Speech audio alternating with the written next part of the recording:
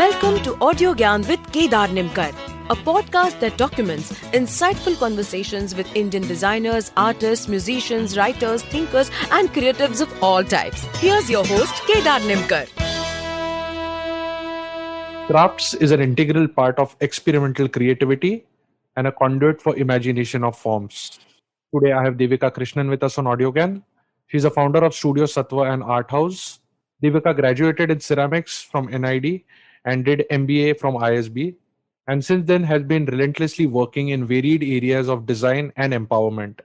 She continues to work for Dastkar Ranthambhore, where she trains new groups of artisans.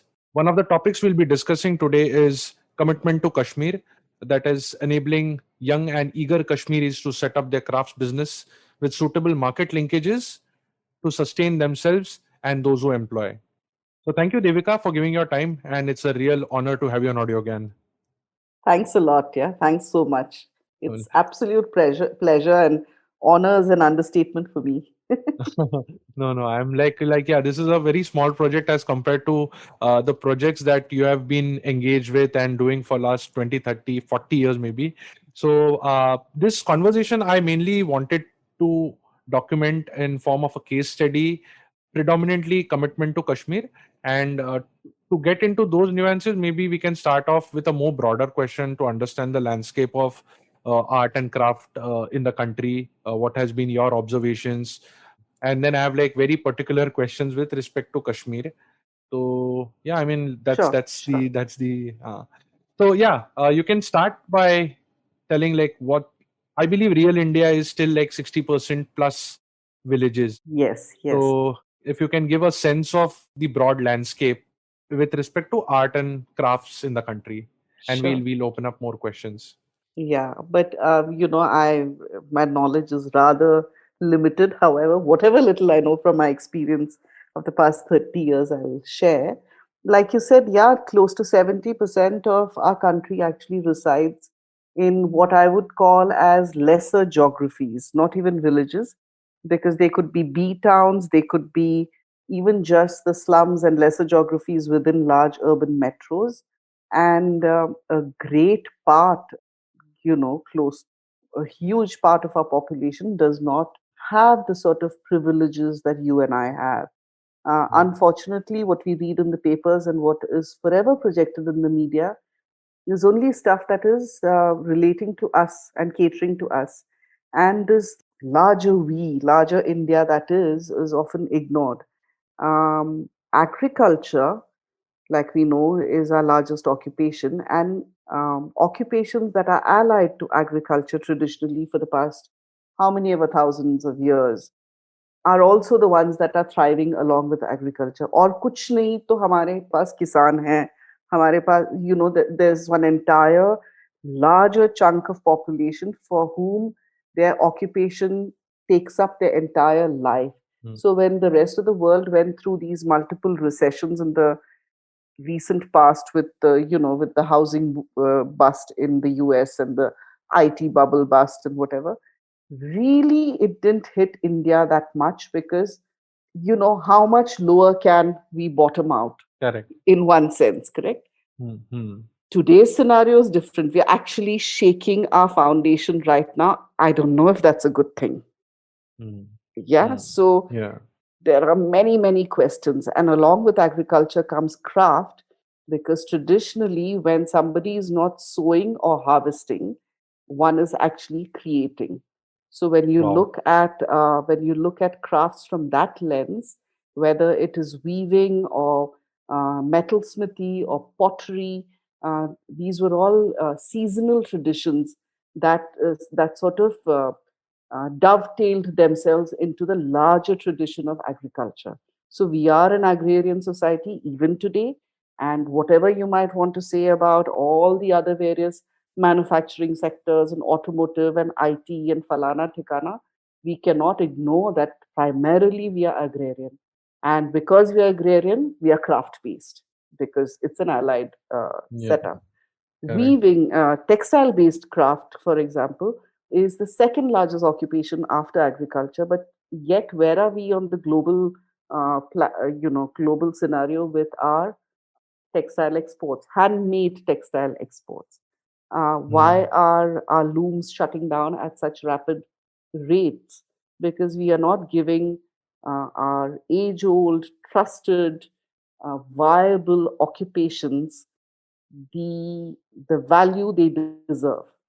We've got Correct. living crafts, like if you take Ajrak, for example, the Ajrak printing, it's Hmm. from Indus Valley.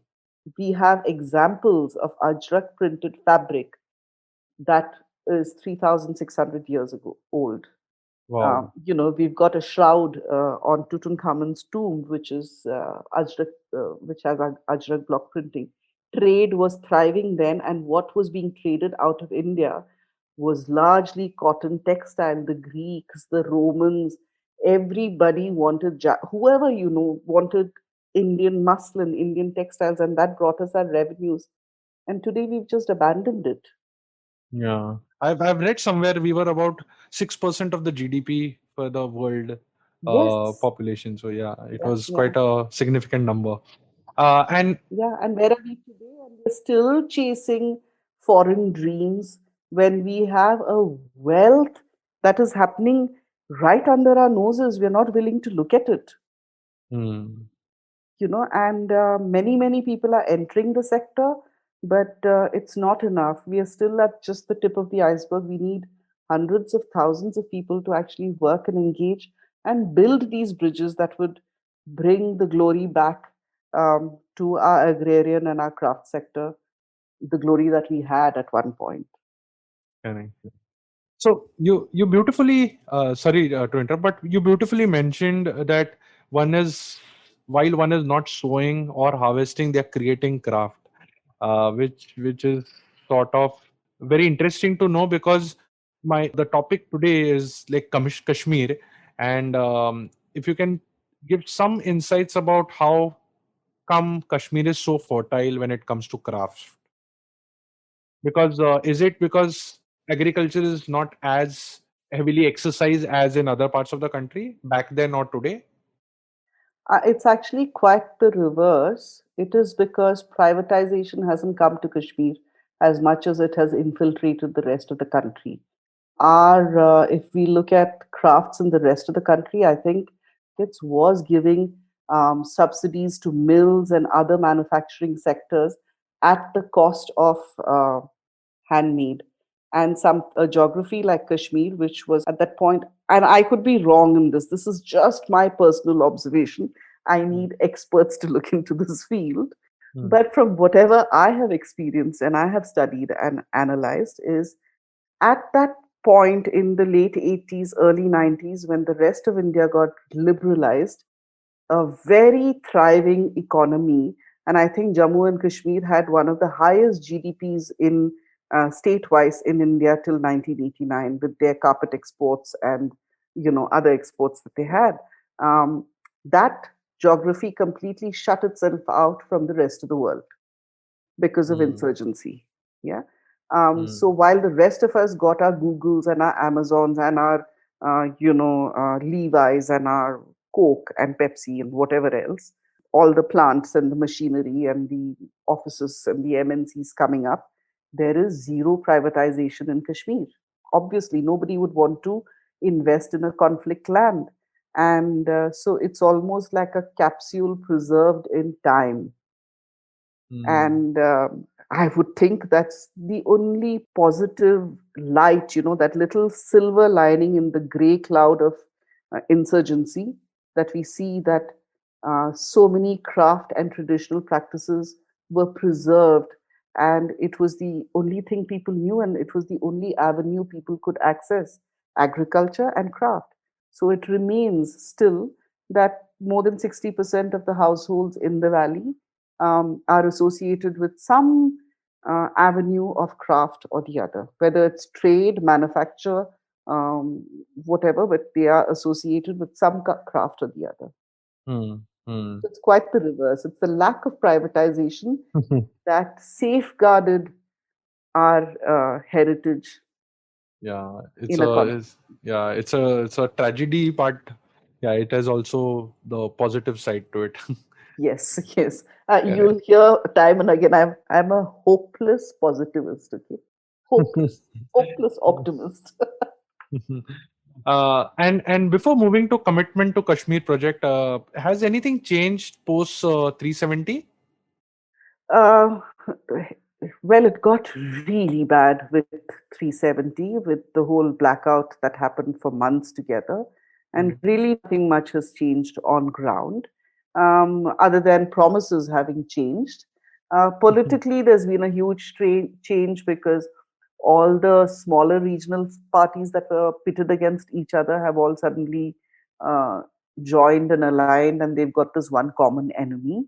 But it's only a matter of time that they'll be infighting again. And so a lot of the issues that I see happening in the valley are political in nature, and they're driven by politics. Mm, from all the interactions that I've had with people, and I'm a very, very chatty soul, so I make friends everywhere. The average pulse of the youth there, or the youngsters that I work with who are in their 20s, or the school kids that I've interacted with, they just want normalcy.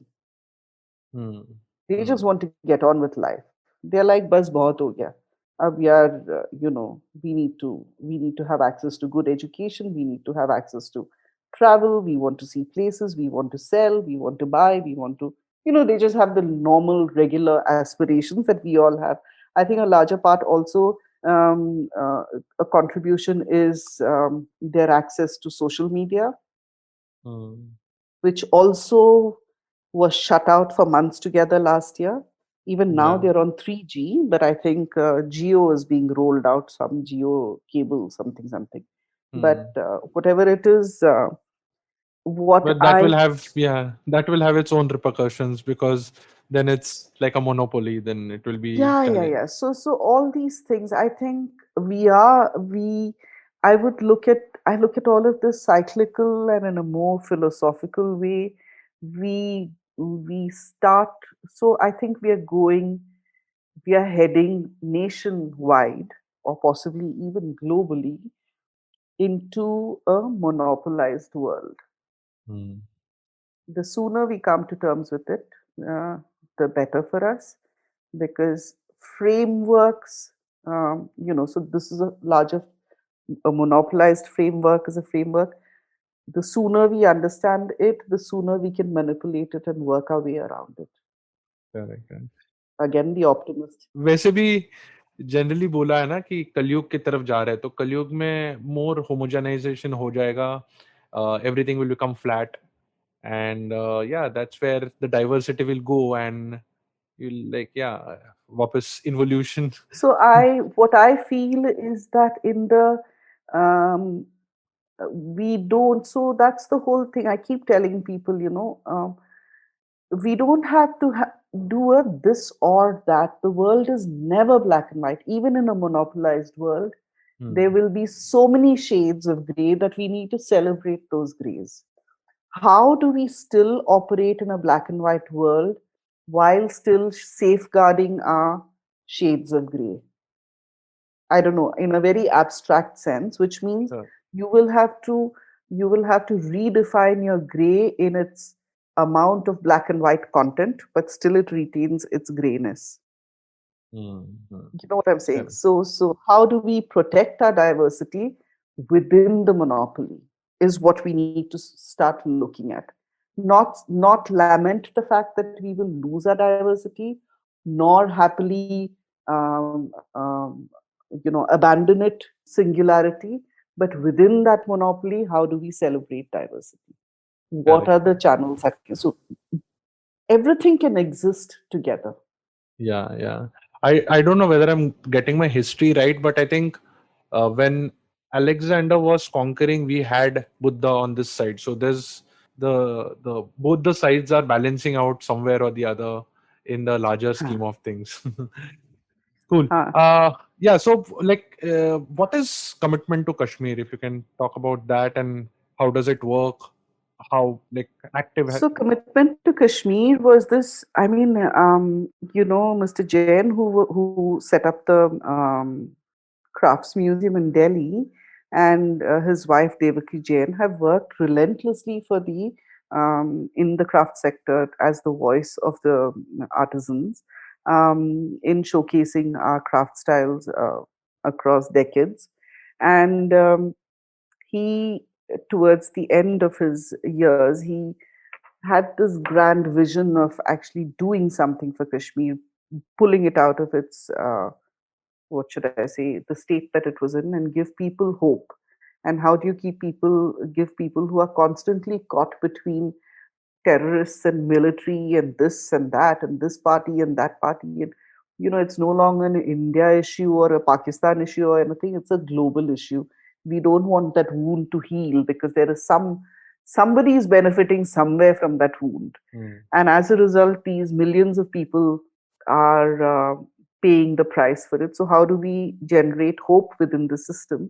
And that's how Commitment to Kashmir started. His wife Devaki Jain took it forward, and they set up a trust in Delhi. And I think there are 6 or 7 trustees. I'm not too sure how many. There's Ritu Kumar, and there's Manju Nurula, Laila Taibji, Gulshan Nanda, Devaki Jain, of course, and Rati Jha. I don't know if I've missed any. I'm sorry, but and these are all these names. They're all stalwarts. They're all like doyens in the craft sector themselves. Each of them has one big thing, something that they've done towards hand skills and design.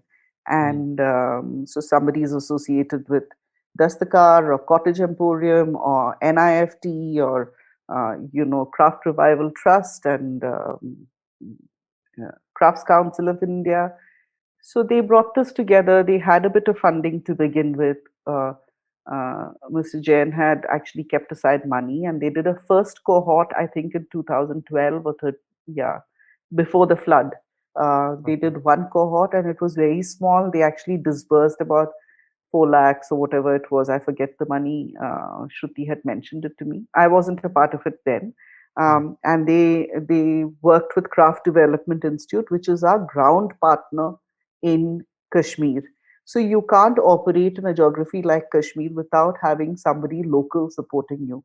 And in that local support, Commitment to Kashmir found a fantastic partner in Craft Development Institute, which has been working in providing business and design inputs to artisan communities in the valley and making them into independent entrepreneurs for like decades now. And so they held workshops there, and then they disbursed money to these people towards the end of 2013 or early 2014. And then, of course, the flood happened. And the flood has been like, it's like when I work in Kutch, everybody, their timeline is before the earthquake, bhukam se pehle and bhukam ke baad. So Kashmir now is like, even I catch myself saying this because I've been working in Kashmir since 2010. I also say Sehlab se pehle, Sehlab ke baad. It's almost like, before Christ. And so it's surprising because they must have gone through so many bad patches and so many events. Still, like the flood seems to be like one of the pivoting points. I mean, it's interesting to know that as well. Yeah, it was a pivoting point because it was a flood like no other flood. And Kashmir by now is so used to being beaten. Um, they're the most positive souls. The people of Kashmir are the most positive. Like when we went into a lockdown in March, and it didn't open up all of April, and it started running into May. And if I would I would get really frustrated with my work. I just had to pick the phone and call up a Kashmiri mentee of mine and speak to them. They were so positive. They said, "Arey, ye to acha hi hua na." They had a nice positive take on things because they are so used to lockdowns. Yeah. They on an average year, my friend and I were calculating. This friend of mine, Ramneek, and I, we run a project of our own called Shepherd Crafts Kashmir, which is we are working with the Gujar Bakarwal community there. And so there was a year we have opened and shut our project 6 times already because we are in a difficult geography, uh, and there's no support that we get. We're just running it out of our pockets, and with our wits about it. But they typically have like only 80 working days, 80 80 to 9 80 to 90 school days in a year. Are you serious? Yeah. Just go and check. You'll get the statistics on any of these government websites and just see from say 2004 till now. There may have been 2 or 3 years when they had decent, like maybe 120 working days or 130 school days. Otherwise, schools are shut, colleges are shut, offices are shut. There is no private enterprise. What is a person supposed to do? So these kids, I mean, and then you talk of how are you keeping a man occupied? How are you keeping a child occupied? We are not looking at these absolutely basic ground realities. बच्चे school नहीं जाएंगे तो क्या करेंगे?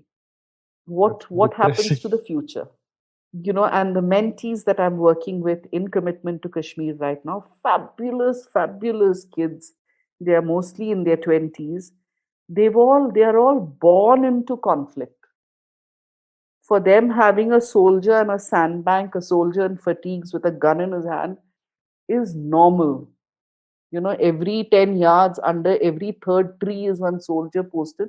That is so normal that for the first time, when two of them came to Bangalore, and I went to pick them up from the airport. These were two girls, so their parents were very worried sending them out.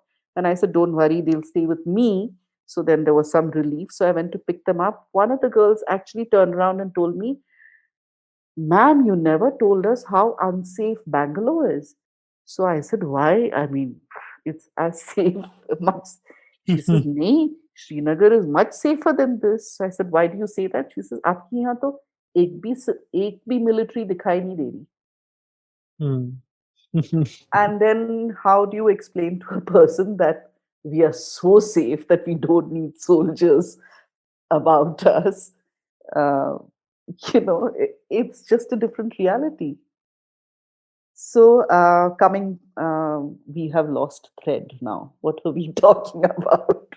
No. So I wanted to ask you I mean, this is sort of depressing what you said, but it also, yeah, gives like a different perspective of the world altogether. Yeah, so Okay. they have internalized militarization. It's the most heavily militarized corner in the world.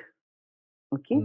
And so they have accepted the military because they're so used to it. It's like their chinar trees and their apple, it's like a part of their Fabric whatever that you itself, yeah. see.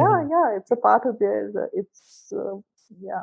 Correct. Uh, So, actually, matlab, not digressing much, but coming back to the commitment to Kashmir part. So, I wanted to understand you said you connected with a lot of partners on ground. So, was there any criteria to pick these artisans, or they were handpicked, or like, Yes, they were matlab, handpicked. I wasn't a part of the process, so I was hired much later when they needed design intervention. Laila and Shruti, and so Shruti heads she's the chief coordinator for the project, and she's based out of Delhi. And so there's a team, and Yasir is the ground coordinator in Srinagar. He's a part of CDI, and so they actually, I think. Put an ad out, or I don't know, put something out in Kashmir, and they had over 2,000 entries, and then they shortlisted and finally had a workshop, and from that work in Delhi, and from that workshop in Delhi they shortlisted further, and in the second cohort, so the first cohort they had, I think, 15 or 16 people that they had worked with, but after the flood only 4 of them continued. The rest of them actually had lost so much. People had lost their homes and just about everything in the flood. And why the flood was a turning point in their lives is because it wasn't like a flood that you see anywhere in India. The water, Srinagar is a valley, it's like a bowl. the water stayed for 3 weeks. It didn't rain out like other floods, places flood. And in like maybe max 4 days, 5 days, you're back on dry ground and you can start building again. The water stayed stagnant at 26 feet height. I know friends whose homes right up to the attic were flooded and they had to be rescued in helicopters and boats and things like that. And it soaked right to the foundation of their homes. So they had to rebuild from scratch. And so I think that was a huge turning point. And with these mentees, that commitment to Kashmir had taken the first time round. Those people had to build their homes, their lives, their businesses, everything. So craft was the last thing on their minds. So only 3 or 4 of them managed to continue with the inputs that were given to them. And the rest of them actually had to do other work. Somebody has a medical shop. Quite a few of them have got trauma and issues of depression. They have psychological issues post flood, so they are not capable of doing work. One of them has disappeared. He's a missing person right now post flood. So Commitment to Kashmir had its share of woes also from the incidents that were unfolding in the valley. So then when they started their second cohort, they didn't have money and they needed somebody to invest.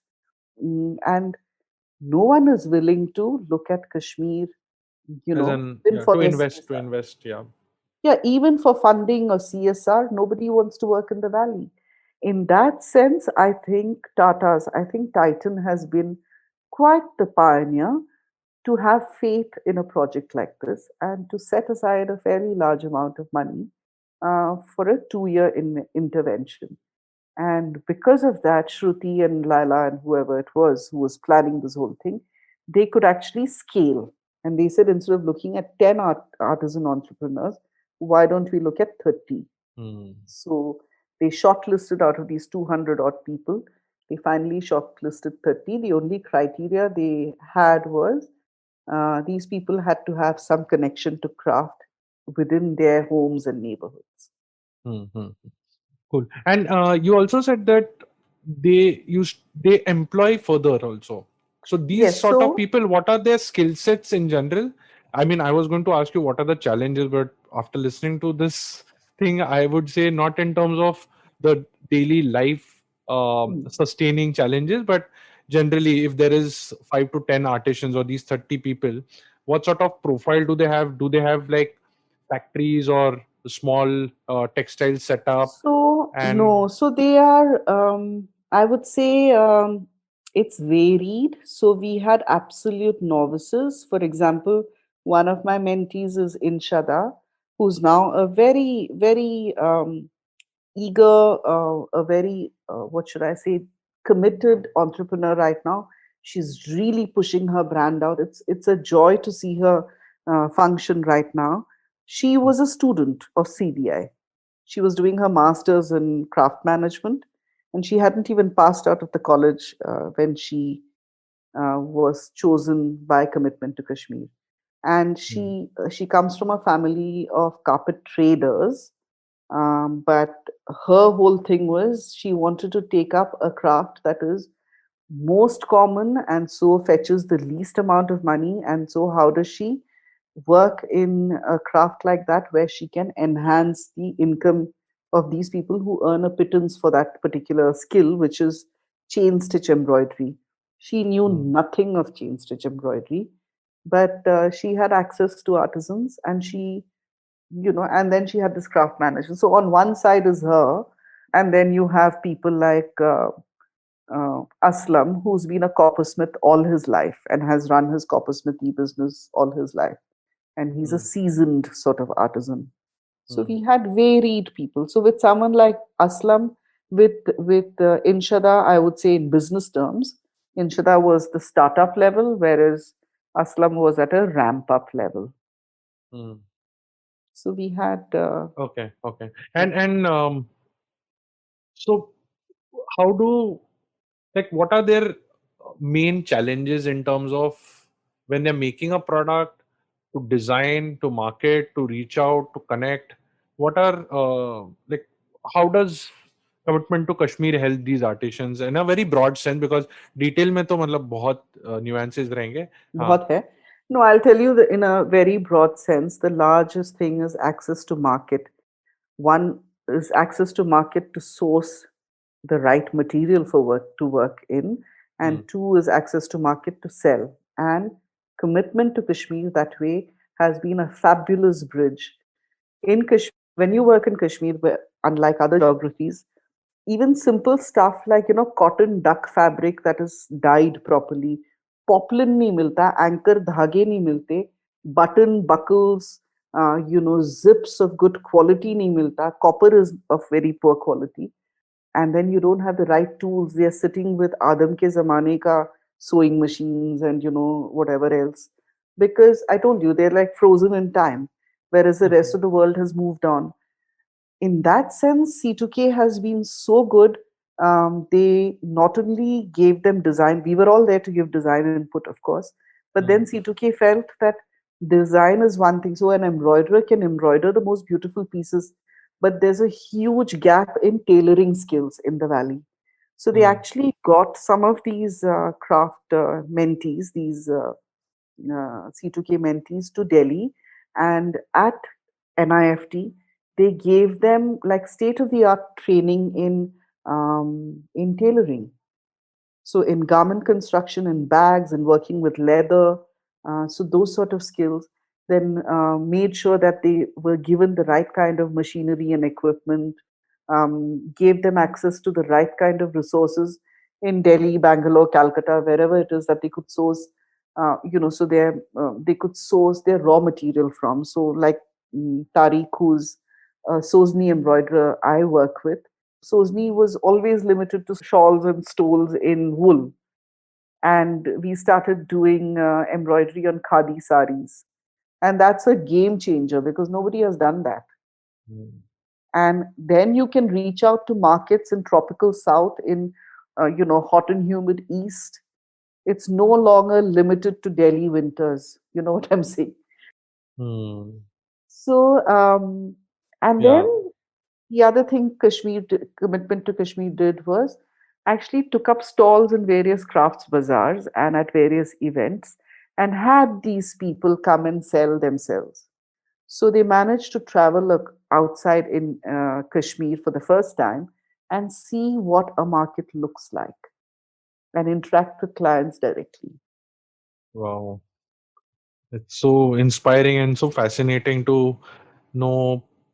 And I can barely imagine the empowerment these people might be getting because of Absolutely. such a situation. Just the freedom, no? Just that thing of stepping out into the outside world is amazing. I'll tell you another small incident. Like last year, when the design up, I think we met at the design up in November Yes. last year. Remember? And Yes. there Yes. was this commitment to Kashmir stall, Correct. and there were these two young Kashmiri artisan entrepreneurs there. And the guy, for the first time, he's only been to Delhi. He hadn't been anywhere else in India. And I keep telling people, because I'm from fancy South, I keep saying Delhi is not India. You have to actually travel. And India is so different. आप दिल्ली गए इसका मतलब ये नहीं कि आपने देश देख लिया. Come to Bangalore, go to Kerala, go to Calcutta, see other places. So this boy came, and at the Design Up conference, there were those, those bikes, Yulu, or one of those bikes that you could hire. Those, I don't know. Yeah. Bounce type. Bounce types, correct. Yeah. So he has never seen something like this in his life. So he said, कोई भी ले जा सकता है. I said, हाँ कोई भी. तो चोरी हो गई तो I said, कोई नहीं चोरी करता. So then, their phones weren't working because, there was a phone ban in Kashmir. So when they came to Bangalore, their phones weren't working. So I gave my phone, and then he took the bike all over the place and he came back. He was like a free bird, and even at home, I had to tell him, go wherever you want, but come back at dusk. Bangalore's absolutely safe, but you look and talk like a Kashmiri man, and I don't know, I can't you're under my care. So I Hmm. just want to be doubly cautious. Correct, Then correct. very smartly, he came back one day and he said, now I don't have to depend on you because I have gone and bought a local SIM. Ab dekho, mera phone bhi kaam kar raha hai. And he was very proud. So we were also, I thought this is really good. And the whole day, he's 20 something, huh? Hmm, hmm, And hmm. so he was busy on his phone, WhatsApp, sending pictures, ye, wo, falana, tikana. In 24 hours, that SIM stopped working because as his ID proof, he had given his Aadhaar card and they probably traced it to Kashmir. And that was it. His Bangalore SIM was blocked. Oh God. So, Terrible, terrible. but we laughed about it. And he says, I'm so impressed. But look at the boy. He says, I'm really impressed. Systems are working. Hmm. That's So, the positive spin to the thing. But mm, if you can also tell, like, are there any indigenous products designed and produced in Kashmir? I mean, the tons of, but any particular which gives a unique character and also empowers these artisans? I think so. Locally, what really sells, and it's a thriving industry which won't sell anywhere outside India, is the use of wicker work. They have this particular willow wicker that grows along their lakes and rivers, and they make these kangris, which are these small sort of, I don't even know what it is. It's like a little basket in which they have a terracotta pot with wood filings, and it's burnt so that coal is, those embers are on the whole day, and you put it inside your ferran and it keeps you warm. It's like an internal heater. Hmm. um, all of us use it in winter in Kashmir. So those kangris are, that market will never die out for them. That craft will never die out because locally it has to be bought and nothing can replace it. Hmm. But are um, there any other things for in? I mean, like if we call Kashmir as a small bubble in itself, then anything which is worth exporting to outside India, as in like outside, not just outside India, but outside Kashmir, which is more towards utility as opposed to the craft or the, because like a typical middle class living in a metro has this perception ना कि वहाँ पे handicraft ही मिलता है. तो हाँ that's why हाँ this question कि कुछ यूटिलिटी ड्रिवन है क्या? बहुत सी चीजें हैं, बहुत सी चीजें हैं, because they handcraft and put beauty and aesthetics into every little thing. Like if you go to a local knife maker who's just making chaku churis to be used in the kitchen, so they have spoons, ladles, knives, bartans, trambis, samovars. They have their kitchen equipment suited for different things. So your meat knives, depending on what meat you are cutting, is different. You have your vegetable knives, which are different from the meat knives, but depending on what type of vegetable you're cutting, and they're so beautifully made, And it's the same thing with nutcrackers, with very everyday things, and you when I look sometimes, and you just chance upon it in somebody's kitchen because they just use it as everyday stuff. Hmm. And then you're like, wow, what is this? And they laugh at you and say, this one says wow to everything. She goes outside, she sees a dandelion flower and says, wow, so beautiful. Ye to ghas hi hai. Wo to Hmm. seb hi hai, But Correct. I'm like going wow at everything. So there are many, many products, but I would think you know, we only know carpet weaving in terms of those uber expensive silk on silk, Kashmiri fine Persian carpets. But Hmm. there are some really beautiful, earthy, everyday carpets that they use for themselves, which are also handmade out there. There are these uh, floor mats made out of this particular grass, which I think would look very nice. We buy similar stuff in IKEA or some of these other fancy brands, but the Kashmiris use it every day in their lives. Correct. They even Hmm. line their cow sheds with things like this. Yeah.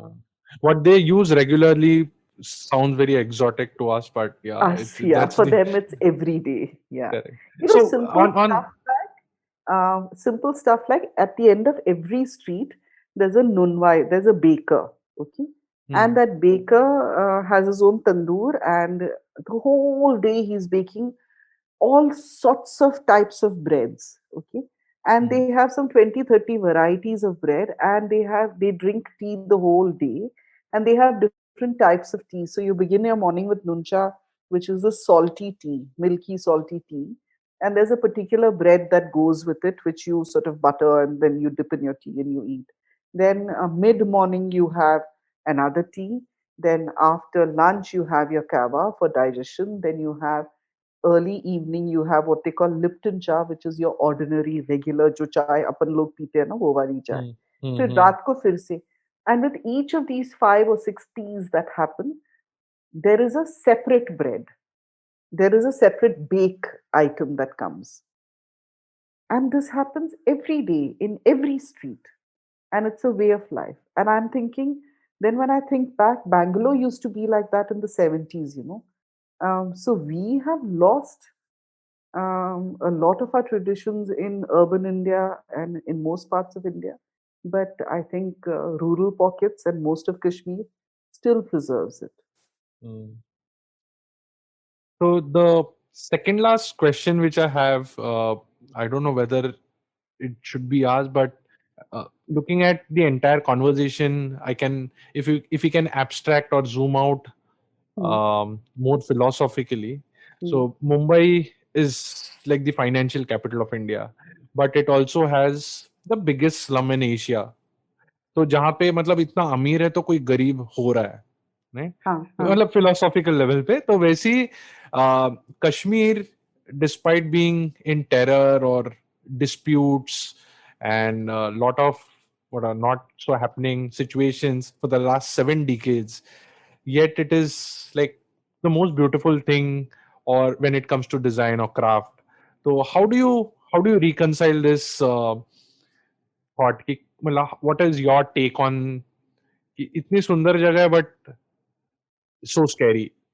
So So there have been, I have had like multiple conversations over time with various people that I've worked with.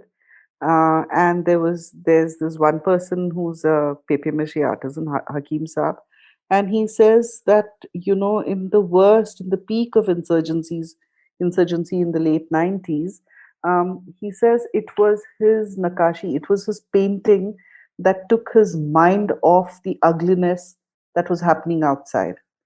So he's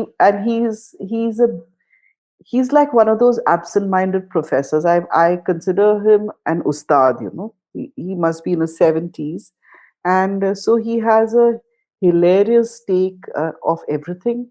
And whatever conversation we have, he will link it to some part of the Quran, then some Sufi something, then some real incident that happened. He'd connect many things together. Huh? And he says that actually crafts have honed themselves into a fine skill during these last 3 decades of insurgency because people couldn't step out. And there was so much hangama happening outside that you wanted to meditate and zone in and cut that noise out. And so you went back to your skill. And so he says, पहले मैं एक ही type का chinar, you used to make only one type of chinar pattern design. Now I have something like 30 variations in my leaves because that's all I could keep my mind occupied. Not to sell. It was a way to disengage with the outside world. That's something that he said. Somebody like Firdaus, who's an embroiderer, he lives in downtown Kashmir in Fateh Kadal. And that's, sorry, Nawabazar. That's where all the pathrav and the whatever, anything that has to, it's the tinder box. All action starts in front of Firdausa's house. There have been times when I've been stuck there because, you know, there's some encounter happening down the street or army has barricaded it and curfew has set off, you know, all sorts of things. And one day he was really listless and not doing his, we weren't getting anywhere with work. He was not, have his tea was going cold. You could generally tell he wasn't happy. He wasn't settled. So I said, listen, let's go out for a walk. And I said, you show me your part of Srinagar. And this is something I do all the time, because then I get to see places through people's eyes. And so then we walked down the street that he's walked down from when he was a child. And he pointed out and he said, my Fufi used to live here and she used to make the most beautiful ferrans. My somebody else, he took me and we crossed the river Jhelum. And then he took me to, he said, मैं आपको एक खास जगह दिखाऊंगा जहां आप पहुंचोगे तो आपको बस सुकून ही मिलेगा. You won't get anything else. You will only find sukoon. Even if you want to find anything else, you won't be able to seek it. And he took me to this school, this Khanka, this of Shah Hamdan. It's also got Shah Hamdan's shrine. And Sayyid Shah Hamdani came from Persia in the 13th or 14th century, and he's the patron saint of all crafts in Kashmir. So he came to propagate in Islam, and he found that when he was meeting the uh, poorest of poor and the most downtrodden, they were where they were because they weren't able to earn an income. So he brought Persian artisans with him and taught the crafts of Persia, the arts of Persia, to these people. And that's how these crafts have come to be in Kashmir, and which is why their visual link is more with Central Asia and Persia than with India. And so I go to this place, and I've been there many times before, but when that day, that afternoon, I was seeing it through Firdoz's eyes, and he said, when there's curfew and patrav and this and that and shelling and tear gas and what have you, and my mind is really disturbed, I just come and sit here, and the insides, women can't step in, so I could see only from the outside. The entire Khanka is covered with tiles of papier mache, and the walls, floor, ceiling, staircase, trellis, windows, everything is crawling with texture and art uh, out of papier mache. And so he sits there, and he says he just spends a couple of hours doing nothing, just sitting inside there. And then he says his heart lightens and he comes back and he's able to then take on the world. So people, um, and he says then he just gets into his work, and time stands still. He says he can blank everything out. So constantly I hear this thing of people actually resort to their craft to shut things outside out. I'm speechless, actually. So, in fact, my entire collection with him that I did, I created very ordinary, um, you know, uh, commercially viable bags and pouches and cushions and stuff with him, using his skill of embroidery, crewel work. And all the motifs were evolved from the geometric tessellations that were there inside Khanka of Shamdan, from the interiors of that mosque. And the other thing that he said was, because he stays in this house where sometimes they're shut out for months together, they can't even step out. So Kashmiris have become so resilient and self-reliant that every house grows its own vegetables, grows its own fruit, and at any given point they have 6 months worth of rations available in house, because forget encounters and emergencies, winter shuts them out often. There have been weeks when there's no petrol or kerosene or anything to be had because the tunnel, that the pass is shut, the Jawahar tunnel. And so these people that way are very, very self reliant, and they practice their craft at a far more personal, what should I say? Expression, yeah. It's a more internalized experience for them than an external market-driven one. And that's why I think it's so beautiful. In fact, this this conversation is going to put me in a lot of introspection when I listen to it again. Uh, all right, I think Devika, I mean, like just given the time, it's so fascinating to hear so many aspects about Kashmir. I wish we can do like multiple episodes, but just on a concluding note for this commitment to Kashmir. So, what's the future like? It's a very lame question because with Kashmir, you can't even predict tomorrow. But you have been working on some project. If you can tell about that, and then how are things shaping up in today's time, and is there any roadmap ahead? For commitment to Kashmir, inshallah, it'll be successful because I think the world is opening up and you can't keep a place shut out for that long, no? Hmm. So there will be a way out. And I think now that people have realized that there's a way out and there are markets outside, um, dying for Kashmiri crafts. And a project like Commitment to Kashmir has done away with middlemen, so to speak. So people are directly accessing buyers and clients, and clients can directly access artisans. I think the way forward, I only see hope and ever optimistic, but I only see hope and positivity. It can only succeed. It's not going to go back. Hmm.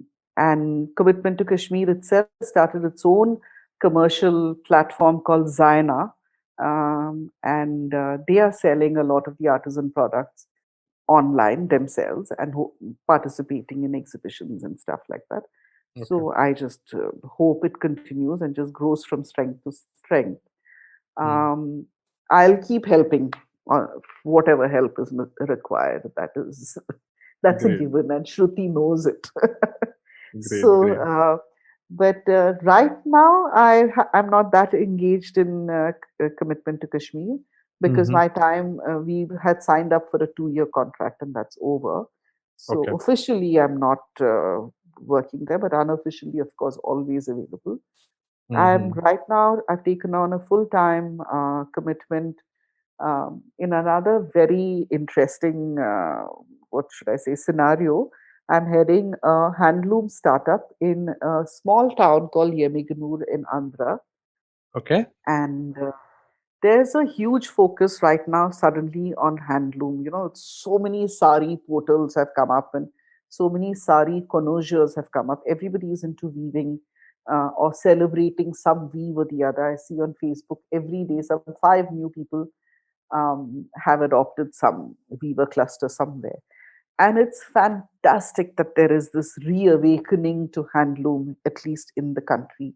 But we forget that for every one sari weaver that we find, it's like a pyramid, no?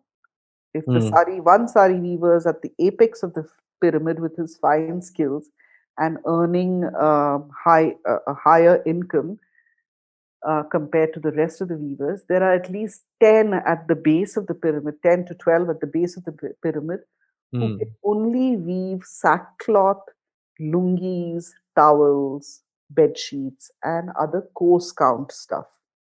Okay. Hmm.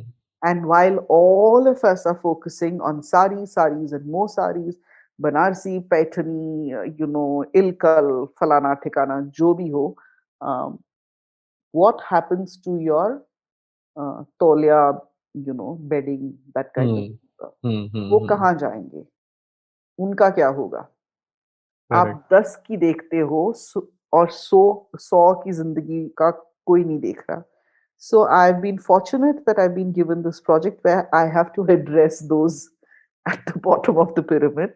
And Hmm. this is Yemignur is right in that I call it the cotton belt, no? From Vidarbha, if you draw a line across India, हम पूरा Karnataka में, Andhra में, there's this one chunk, North Andhra, North Karnataka, South Maharashtra, cotton growing belt. Hmm. And it's abject poverty, suicide, crazy debt, all the social evils that you can, socioeconomic evils that you can put into a geography. We've taken it all and put it into this little region. And so I'm working in that region right now. And Yemignur is by and large a weaving town. It's not a village, it's a town. And in the 1930s, one of the master weaver families there um, had the vision to actually get the weavers together and set up a cooperative. So Machani Somappa set up this cooperative in 1931 or 32, and he was the first Padma Shri awardee. He was the first person to receive a Padma Shri, and the Yemignur Cooperative Society was well known across the country for its fine cotton towels and bed sheets and stuff. So he didn't think of converting them into sari weavers or fine count or anything.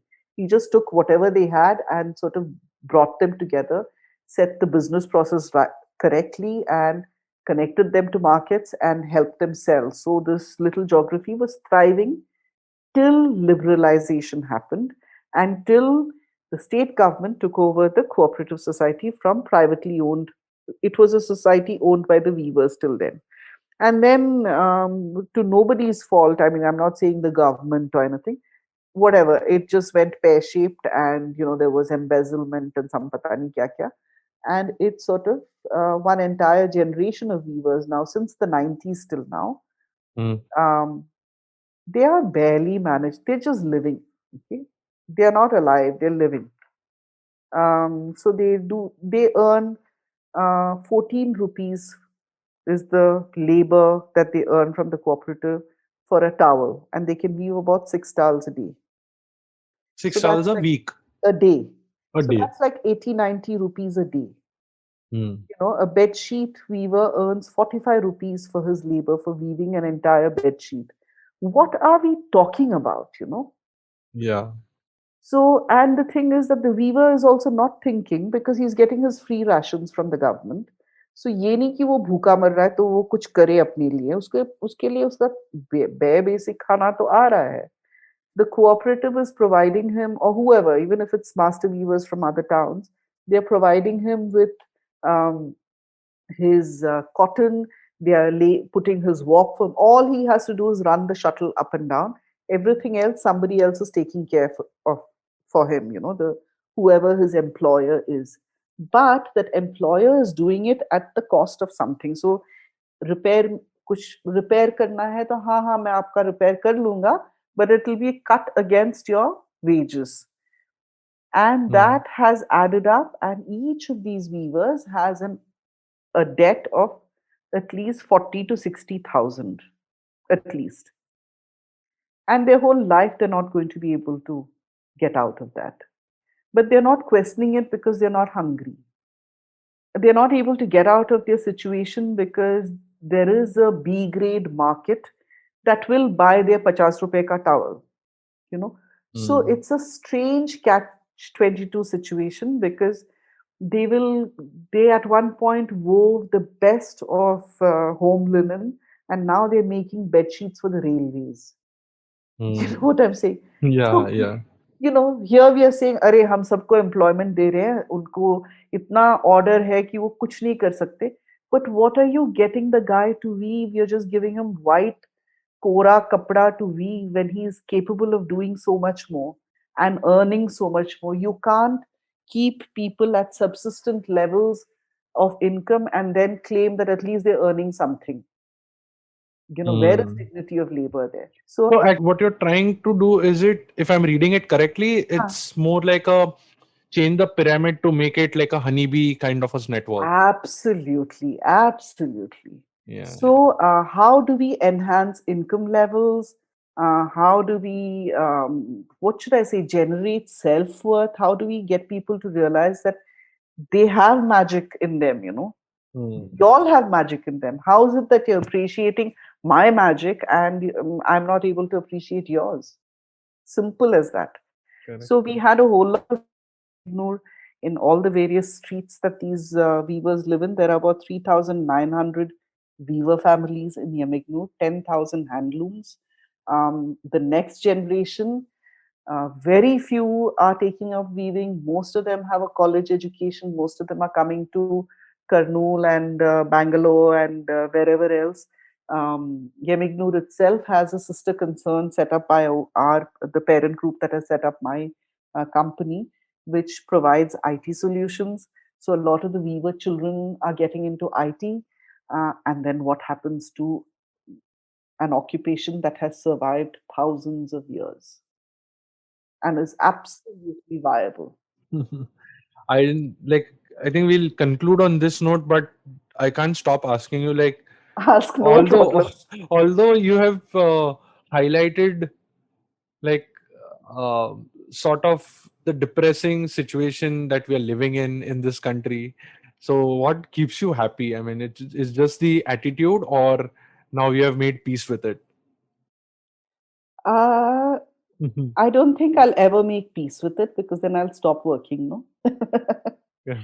So what makes me happy is just it's this thing, no? When I see somebody realize the magic in them, that makes me happy. Hmm. Happy, I would say more positive in Absolutely. approach. Yeah, yeah. Absolutely. It's just that self-realization when that happens. So it's one thing, so even in my work, I never ever go with artworks. I never ever sort of design, unless it's a training module that I'm providing where somebody has to learn theory or technique, then we have to go with a certain set of parameters. But when it comes to design, it's always co-creation, because the joy that I get when, when that penny drops in the other person's head and says, oh, this is what she's been talking of all this while. अरे Hmm. मैं इसको दिखाती हूँ इससे like 3 गुना ज़्यादा. And then they do work which I could not even have dreamt of. And that's absolute joy. So if Beautiful. I'm it's just, so I keep telling people, when people say show us your work, I have no work to show. Nothing is mine. What to do? Beautiful, beautiful. That's a very, I mean, that's the highest form of structure you can have. I am like short of words and I don't know how to No, conclude but this it's also. true. It's just that it has been a great experience listening to your insights, perspectives, stories, and I would like to have you again on Audiogan, maybe after this new project of yours takes some shape and there are Sure, a lot sure. of insights to be shared there. Absolutely. Yeah, sure. I'll be happy to come back on board. Cool, We are cool. actually going to, this new project is going to be a game changer, because we are not just addressing weavers. We've come to realize that the farmers too need help. And so the whole thing is about livelihoods in Yamignur. So we are going to go from cotton cultivation, best practices in indigenous organic cotton cultivation, vegetable, not vegetable, what should I say, organic plant-based dyes, Hmm. hand spinning, so that at every point of the process we generate livelihoods within that geography. So from, like my colleague was saying, from farm to fiber to fabric to fashion to repurposing. So we'll also have a buyback of your faded stuff, which we'll then repurpose into something else. And we are trying to see how we can do something that is so self-contained that that geography, other than markets, it doesn't have to look outside itself for any other need. Yeah. In fact, I've got the topic for the next talk with you, which Oh, is recycling and sustainability. What does it mean in the Indian context? It's oh, a yeah, it's a different I mean, we can like I don't know, maybe start from Gandhi's philosophy till date. absolutely. Yeah. Absolutely. And I think that's the only way forward. What Gandhiji said about Panchayati Raj, about um, India should be in its multitudes. There should be Hmm. little Indias across the country that get together and form the larger whole. Absolutely. We are going in the reverse direction, but if because each geography is so different in its needs, Hmm. culturally, geographically, everything wise, weather wise, whatever. What a person in Kerala in a village needs is not what a person in Tamil Nadu or Karnataka or Kashmir needs. No, but So, we are going in a reverse direction. But all the absolutely. power to you and people like you, so that we can hopefully at least be a resistance and not, मतलब, as the Kashmiri would say, inshallah, कि उल्टा प्रवाह शुरू हो जाए. But we can just hope for the best. We can just hope for the best. We can just work towards the best. That's it. Correct. All right. Thanks, Devika, for one. Okay. Thank you. Bye. Bye. All the best. Bye. Thanks. Bye. And that's it from today's Gyan session. Catch us on iTunes, Saavn, Stitcher or any podcasting app you use. Do rate us on iTunes and follow us on Twitter, Facebook and Instagram. Stay tuned for more Gyan on Audiogyan.com. Till then, bye.